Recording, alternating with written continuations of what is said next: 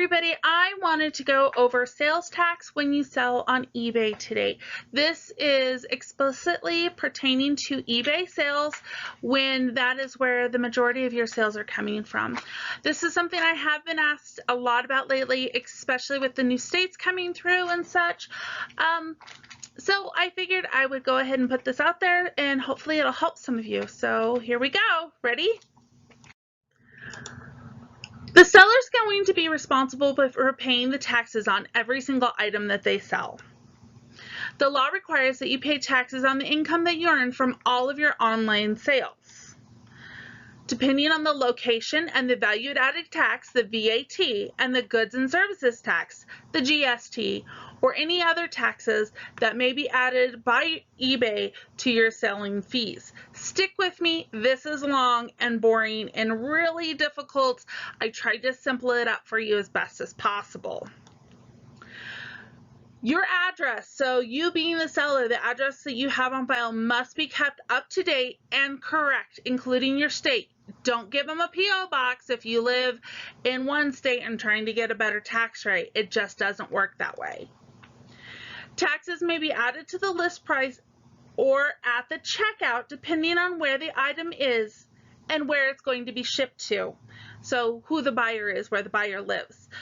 So if you have it on one area and it's being shipped to another, or wherever the item is that it is being stored at. So that's basically what we're looking at here. You can only charge the state tax where you are authorized to do so, and you can only collect the legal authorized amount. So don't charge tax if you don't have the license to charge tax in that state. That's basically the long of the short of this one. So as a seller, you can apply for tax exemption certificates if you meet the requirements. So if you're a nonprofit group, or if you're not going to meet the state requirements, and you know this for whatever reason, or there's other requirements needed, you need to just check the eBay users agreement and the privacy notice for more information on this. If you need some help, feel free to go ahead and link in and make an appointment and we can go through this with you, okay?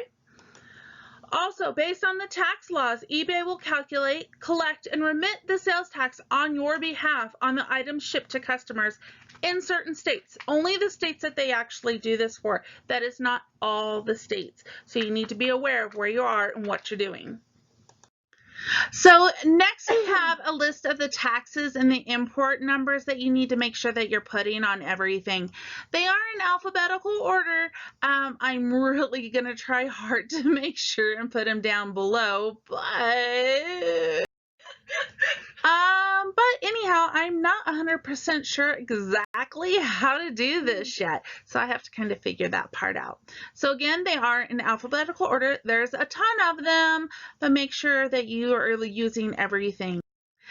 And keep in mind that you can just cut and paste, or you can copy them down. It's really up to you how you want to do it.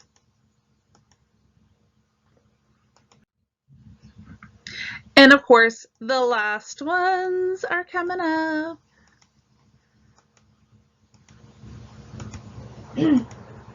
It's kind of funny if you ever actually happen to see all the outtakes that happened during this.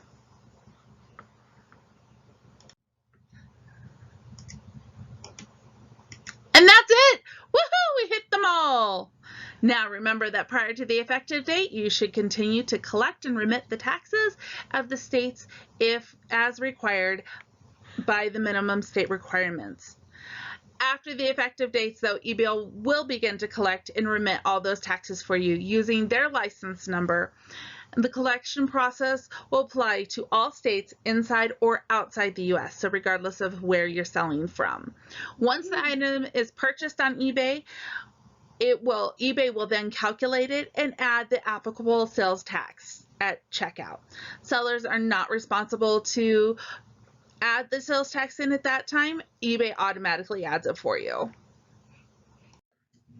If you live in Massachusetts and or Vermont, they have a sales tax total is $600. That means if you've sold more than $600, then you need to pay the sales tax. If you live in one of these states and you have sold that, then you will be receiving a 1099-K from eBay, and they will report this amount to the tax authorities. So that means that they're going to send you one of those little things that you give when you're filling out your taxes. Now, if your gross payments and sales have not exceeded $20,000, then, and more than 200 transactions, you will not, I repeat, you will not receive a 1099 from eBay. So I hope you've been tracking your sales. If you are selling things to outside of the US, the rules are a little bit different. Once you start selling in the European Union, they may apply that VAT charge to the items sold to the buyers that live in that European Union. Once you're actively listing your items outside of the UK, it's likely that your volume of international sales is going to increase. You may then be required to complete additional VAT reporting obligations. It is your responsibility to make sure that the VAT taxes are correctly charged in order to correctly process your parcel through the customs with minimal additional administrative charges. So what exactly is that VAT? The VAT is the value-added tax. This is the tax that is placed on most of the supplies and the items that you are selling into the European Union. You may be required to charge a VAT on all of your sales. If you charge it, you need to pay it. It is highly important. If your sales in the past 12 months go over that VAT threshold to the European Union of over 85,000 euros, then you must, in most cases, you must register for your VAT number. At this point, you'll probably need to stop and get some extra help. eBay is a marketplace, and you may not add additional VAT charges to the final price after the buyer has already won an item. You need to specify this amount in the listing when you create it. If you do not charge the VAT, then you must retain evidence showing that the goods have left the European Union. If you are located outside of the EU and are selling goods that are located in a warehouse inside the UK, you must register for that VAT immediately. There is no minimum threshold, which means for every euro or dollar that you sell over there, you must maintain that number and pay those taxes. If you are already over there, then you must be required to register for that VAT if you exceed your sales of 70,000 euros.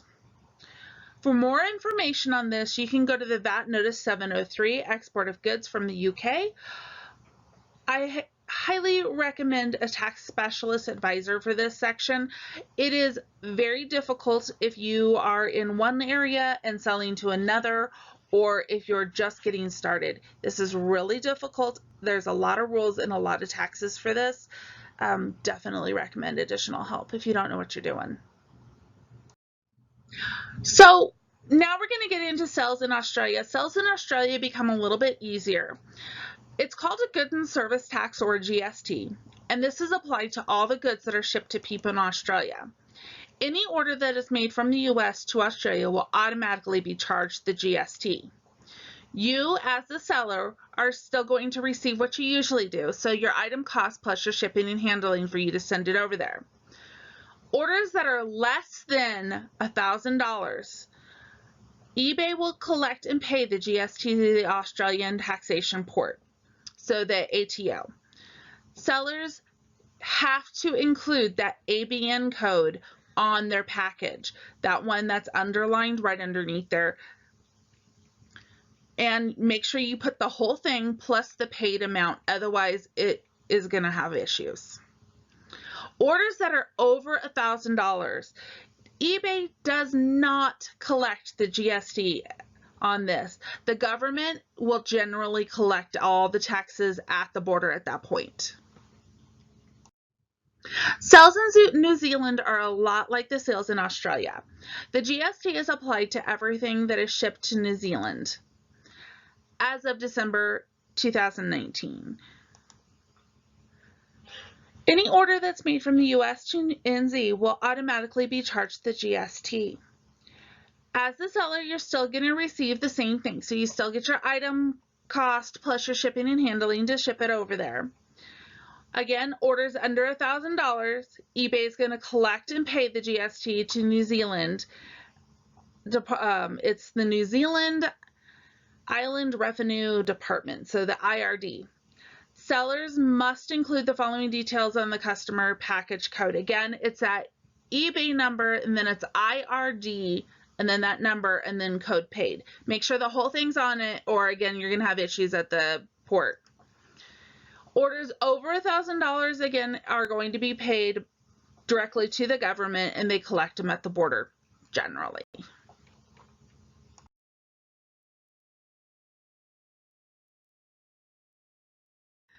So if you enjoyed this video, please make sure and hit the like button down below in the comment section. And to get more videos like this and all of our upcoming information, make sure and hit that subscribe button, and we'll get our videos out and you'll get them as soon as they come out. In the meantime, feel free to go to my website at ehyperionsolutions.com, or you feel free to email me and I will get back to you as soon as I possibly can. In the meantime, have fun with your taxes and good luck with your sales. Bye!